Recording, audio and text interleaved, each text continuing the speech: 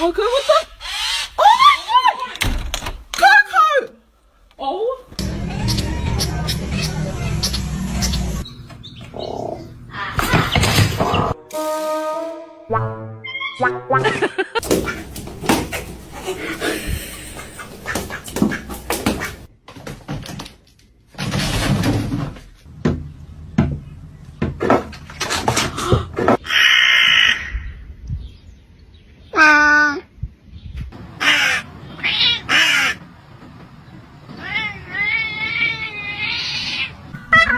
Among desperate to turn the tide of his current eating, shopping and spending. They are